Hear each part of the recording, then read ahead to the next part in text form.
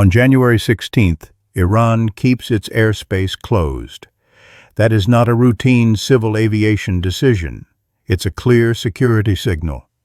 Tehran is no longer acting like a country that's merely tense. It's acting like a country preparing for a war scenario. At the same time, U.S. forces across the Middle East move to higher alert. A U.S. carrier strike group sits in a posture that can shift from deterrence to action within hours. If Washington pulls the trigger, everything can ignite fast. But here's what most Americans won't immediately understand when they hear carrier and Iranian airspace. The biggest danger isn't in Tehran, it's in the wallet of the average American. Because if a strike happens, China wouldn't need to fire a single shot to push the U.S. into a historic crisis. They would do what they're best positioned to do: apply economic pressure through cold, bureaucratic switches. And the terrifying part is this: those switches don't hit politicians first. They hit American workers first. The first hit: rare earths, the off switch for U.S. factories. In this scenario, the moment the conflict begins, or the moment Washington signals escalation, Beijing activates its strongest card, tightening or cutting rare earth exports. Rare earths sound distant, technical, abstract, but to U.S. industry they are structural. Without them, huge parts of the modern economy can't produce at the right speed, the right cost, or the right scale. High-end electronics components, high-power magnets for motors, radar systems, and advanced defense hardware, batteries and electric vehicle supply chains, even parts of the wider ecosystem that supports advanced manufacturing. And here's the choke point: the U.S. can't replace it overnight. Even with mines, even with projects on paper, building the refining capacity and the industrial ecosystem takes years, not weeks, not a few headlines, not a press conference. So if China squeezes rare earths, U.S. manufacturing faces a brutal reality.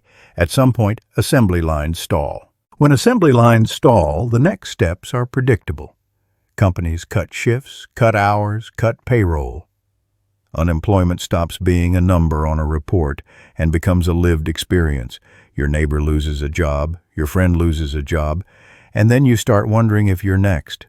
The second hit: agriculture, a blade into America's most sensitive voter belt. But Beijing wouldn't stop there, because China understands one basic rule: if you want political pressure in the U.S., hit the parts of the country that can flip power the fastest. In this scenario, Beijing opens a second front, tightening imports of U.S. agricultural goods. Not just one product, a basket designed to create real pain. Beef, key farm exports, livestock products and feed chain goods, long-term purchase contracts that keep rural economies alive. This strike has a cruel mechanic.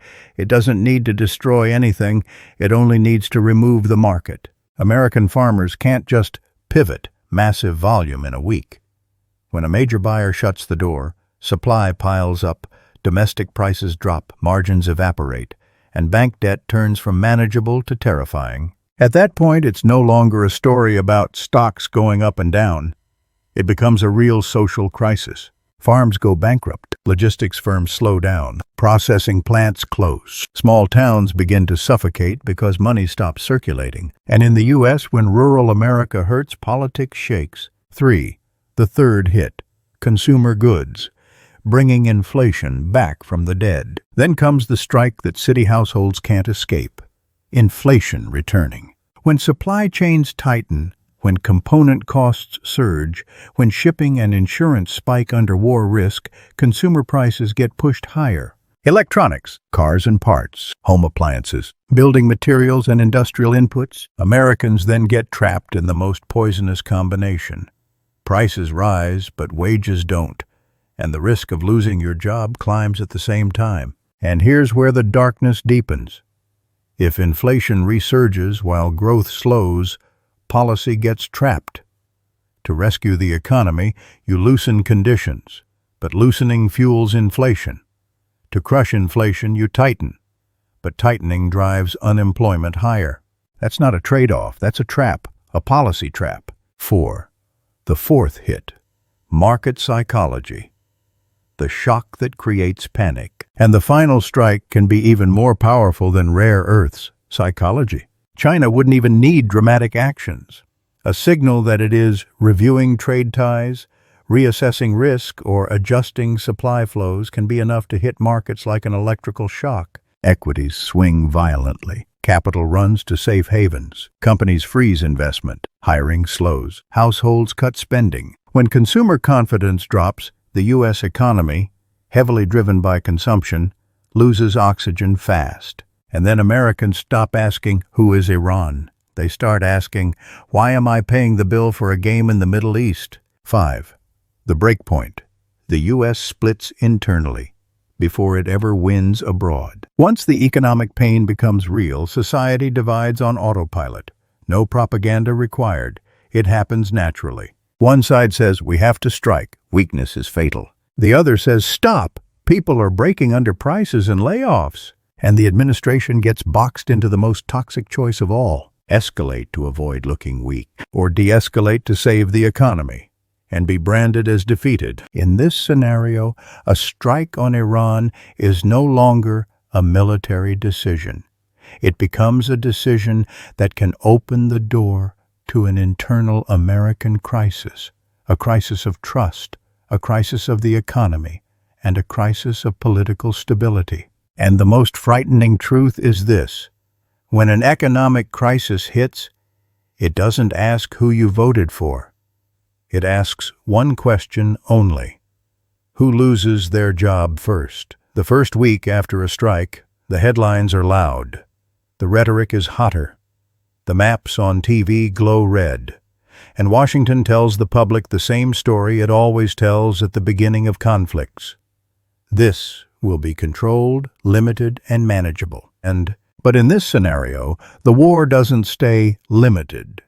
Not because anyone wants that outcome, but because once the first missiles fly, systems begin to move on their own. Iran doesn't need to defeat the U.S. militarily. Iran only needs to do something far more realistic: make the conflict expensive, unpredictable, and politically impossible to sustain. So instead of a clean battlefield, the U.S. gets a messy chain reaction, and that chain reaction starts infecting the American economy like a slow poison. 1. Oil isn't just a commodity, it's the price tag of daily life. The moment a Middle East conflict expands, energy markets stop behaving like markets and start behaving like fear. Risk premiums explode. Shipping insurers reprice routes. Tanker traffic becomes cautious.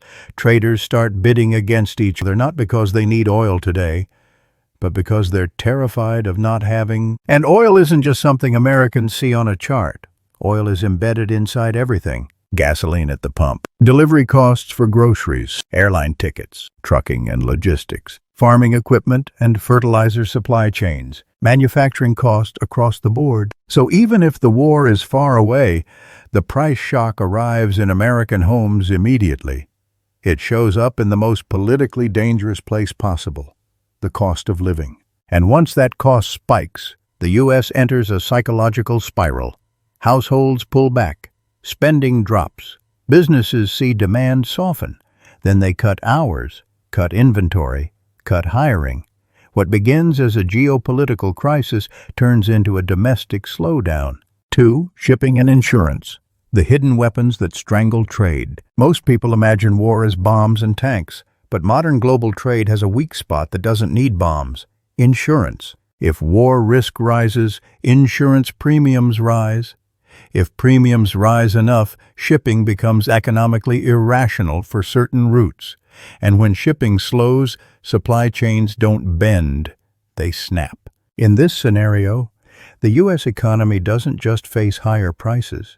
It faces intermittent shortages, delays, broken inventory planning, and unpredictable delivery windows. That unpredictability is lethal for businesses, because businesses can survive high costs if costs are predictable. What kills them is uncertainty. When you don't know if inputs arrive next week or next month, you stop expanding, you stop hiring, you stop investing, and the economy begins to freeze like metal in cold water. 3. Credit markets, where panic becomes a real recession. Here's the part most people don't see until it's too late. America doesn't run on cash, it runs on credit. Companies roll debt, Banks price risk. Markets decide what is safe. And the moment markets smell instability, they do one thing without mercy. They reprice everything. In this scenario, war plus inflation plus rare earth constraints combine into a single word Wall Street fears more than anything: uncertainty. And uncertainty does this. Corporate bond yields jump. Refinancing becomes harder. Weaker companies get locked out of cheap money. Layoffs begin as a defensive move. Then layoffs become contagious. Once layoffs go contagious, consumer spending falls faster. And once spending falls faster, more businesses fail. That's how a geopolitical shock turns into a recession that feeds itself. 4. The defense bill. When national security becomes a debt explosion. A prolonged conflict has a price tag that doesn't show up immediately at the supermarket, but shows up everywhere a year later. War means higher operations tempo, more deployments, more munitions consumption, more replacement contracts, more emergency procurement. Even if the U.S. is not in a full-scale ground war, sustained operations burn through inventory fast, and replacing advanced systems isn't cheap. It's not even expensive. It's astronomical. So the government spends more. And when spending rises while growth slows, the deficit widens automatically. The debt load becomes heavier. Treasury issuance increases. Then the market asks a brutal question: who is buying all this debt? If foreign buyers hesitate even slightly, yields rise. And when yields rise, borrowing costs rise everywhere. Mortgages, car loans, business credit, government interest payments. It becomes a feedback loop. Higher rates make the deficit worse, which makes rates rise again. That's how you build a fiscal trap. 5. The domestic political blowback. The war comes home. Now combine these pressures: higher gas and food costs, rising layoffs, collapsing farm income in key regions, broken supply chains, credit tightening, debt expansion, markets swinging violently. At some point, the narrative flips. The White House can still talk about strategy, but the public starts measuring reality differently. By rent, by groceries, by hours cut, by whether a cousin got laid off. And that's when the political system fractures harder. Because in America, once economic pain becomes personal, foreign policy stops being about values and becomes about survival. In this scenario, the war becomes a domestic war of narratives. One side says, we can't retreat. Retreat is humiliation. The other says, this isn't victory. This is national self-harm. And the danger is this: the longer the conflict lasts, the more every compromise looks like betrayal, which makes de-escalation politically harder, even if it becomes strategically necessary. 6. The worst combination: stagflation plus supply shock plus geopolitical embargoes. This is the nightmare set. If rare earths remain constrained, manufacturing stays weak. If energy stays elevated, inflation stays sticky. If credit tightens, growth collapses. That's how you get the scenario policymakers fear most. Stagnation plus inflation. Stagflation. And stagflation is ugly because it punishes everyone. Workers get layoffs. Households get price increases. Businesses get weak demand and high costs. Governments get debt stress. Central banks get trapped. At that point, the U.S. isn't just managing a war. It's managing a multi-system crisis, the kind where solving one problem worsens another. And that's when the idea of a historic American crisis stops sounding like drama and starts sounding like a statistical inevitability. Because the U.S. can survive a war, the U.S. can survive inflation, the U.S. can survive supply shocks, the U.S. can survive political division. But in this scenario, the U.S. gets hit by all of them at once, and in the wrong sequence. And that sets the stage for Part 3, the final escalation, where economic pressure turns into institutional stress, social rupture, and a question nobody wants to ask until it's too late. What if the crisis doesn't just shake the U.S. economy? What if it shakes the American system itself? By the time this stage arrives, the question is no longer, did the U.S. make the right move? That question is already dead. The only question left is, how much damage can the system absorb before it starts failing internally? Because in this scenario, the crisis is no longer external. It has crossed the most dangerous threshold any superpower can face. It has turned inward. One, from economic stress to institutional stress. At first, the system tries to cope. Markets swing, but they're told to look long-term. Layoffs rise, but officials say the labor market is adjusting. Inflation bites, but policymakers promise it's temporary. But then something changes. State governments start feeling it. Tax revenues fall, social support costs rise, budgets get squeezed, infrastructure projects get delayed, public services quietly deteriorate. Local governments feel it next. Police budgets, school funding, transit systems, everything starts running thinner. And when local services weaken, public anger doesn't point at geopolitics. It points at government competence. At the federal level, pressure becomes relentless. Emergency spending grows. Debt issuance accelerates. Interest costs consume a larger share of the budget. Suddenly, Washington isn't just debating policy. It's debating capacity. And once a population begins questioning whether institutions can still function, confidence doesn't fall gradually. It falls off a cliff.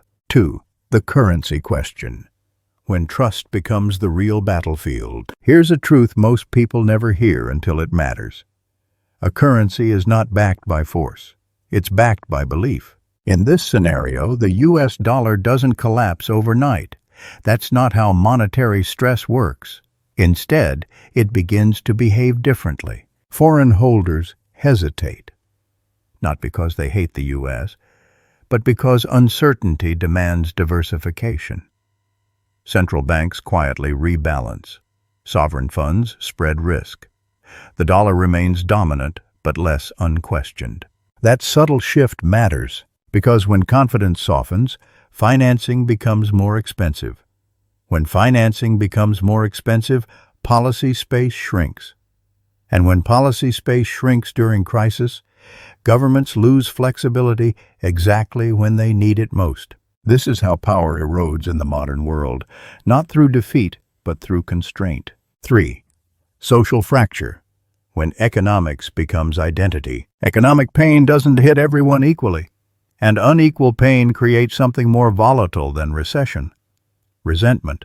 In this scenario, industrial workers blame trade and foreign policy. Farmers blame lost markets. Urban households blame inflation and housing. Small businesses blame credit tightening. Young workers blame a future that feels closed. Older generations blame leadership failures. Each group feels justified. Each group feels unheard.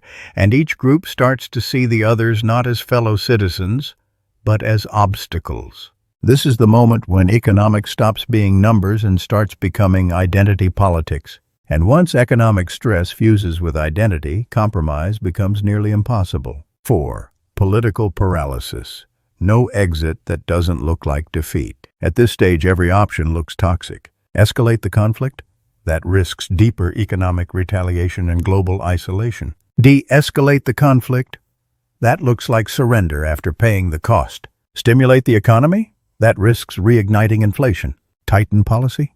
That risks mass unemployment. Raise taxes? That triggers backlash. Cut spending? That weakens already strained services. This is the definition of a systemic trap. Every lever worsens something else. And when politics becomes a game of choosing which group suffers next, legitimacy starts bleeding away. 5. The most dangerous moment. Normalization of crisis. The final phase isn't chaos, it's something worse: adaptation. People get used to instability. Markets price in dysfunction. Businesses plan around volatility. Citizens lower expectations. That's when decline becomes structural, because when a society accepts crisis as normal, urgency disappears. And when urgency disappears, reform never arrives in time. In this scenario, America doesn't fall in a dramatic moment. It drifts. It drifts into a world where growth is weaker, politics is harsher, alliances are more transactional, global influence is more contested, domestic trust is thinner. And once that drift sets in, reversing it requires something incredibly rare: unity under pressure. 6. The final irony. Power lost without losing a war. Here is the darkest irony of this scenario. The U.S. may never lose a major battle.